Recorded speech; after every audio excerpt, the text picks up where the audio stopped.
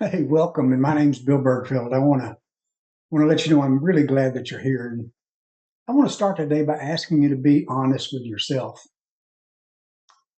Honest about a question that most people are afraid to even talk about.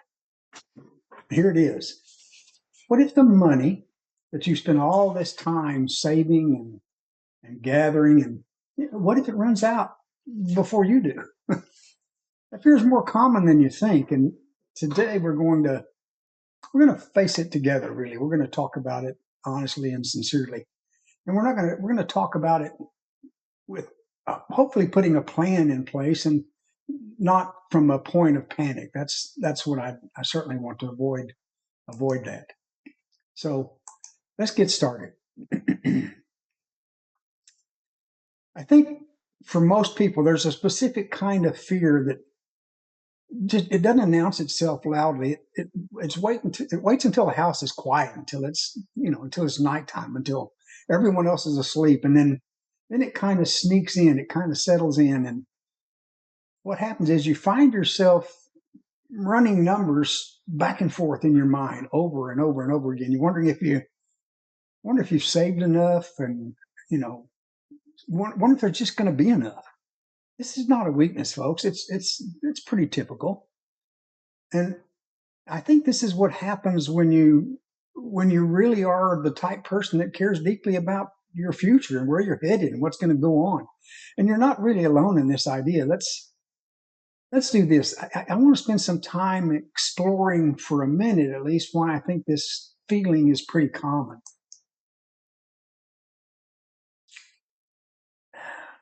If you're feeling this fear, I want to be upfront and clear about this.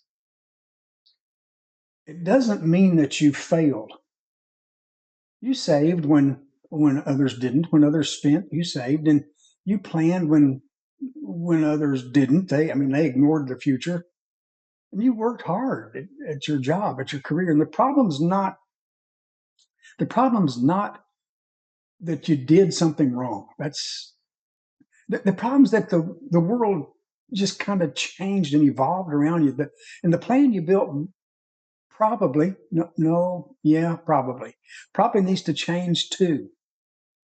And that's what I want to spend some time talking about. That's what I want to spend some time looking at right now.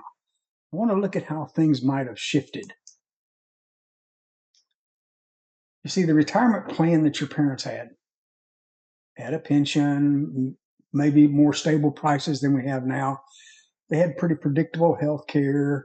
Um, that's not the retirement most people are trying to navigate through in today's world. Inflation it's quietly eroded the purchasing power of our money, and healthcare costs they just become one of the largest and absolutely the most unpredictable expenses that we as retirees face. And a single major home repair, oh my goodness, a single major medical event, or maybe even a family emergency, it can destroy years of careful planning and saving. This is the new reality, I think. And acknowledging it's the first step. I do believe it's the first step toward doing something about it. But there's an event I think that's much deeper. It's an even deeper layer to this fear. It goes way beyond that. Here's what I found in talking with people. Here's what I've noticed. It's almost never about the numbers, folks.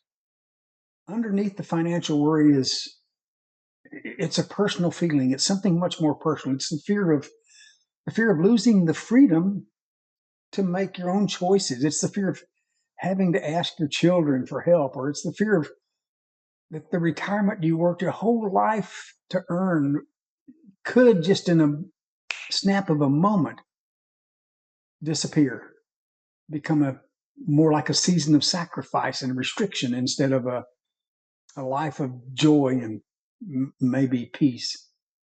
That figure's real, and it deserves, I think, to be taken seriously. I want you to hear this.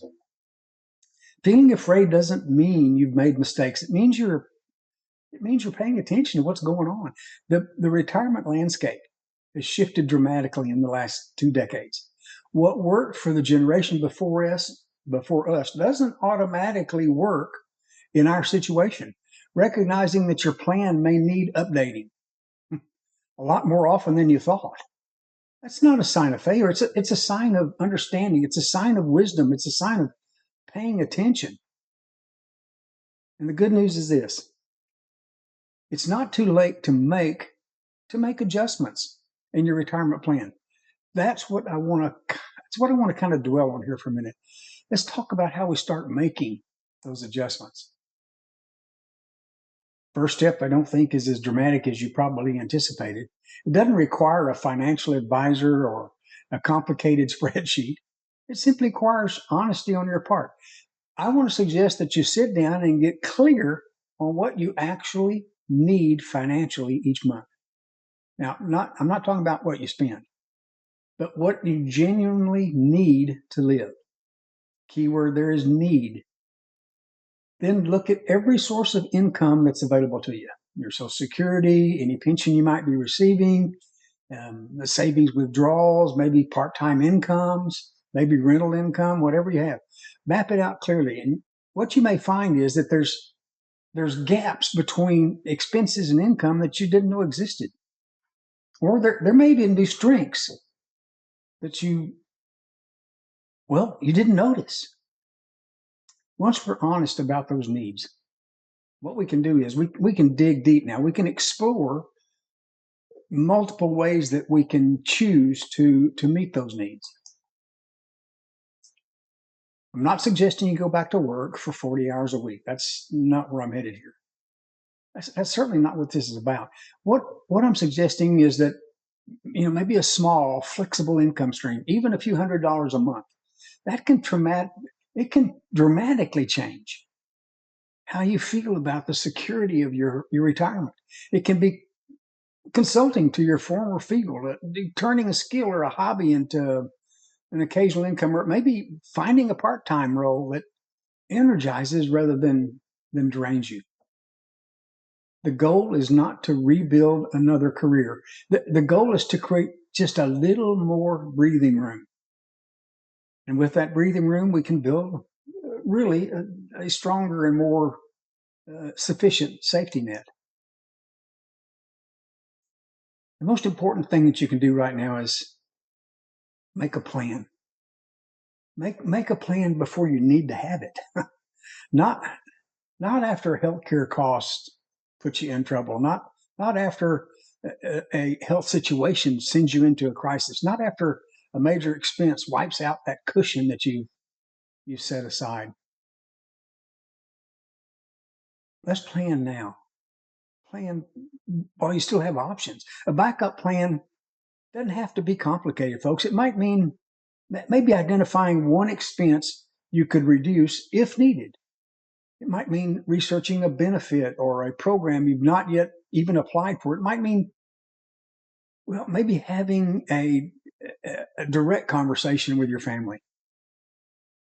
You see, the act of planning, even imperfect planning, replaces fear.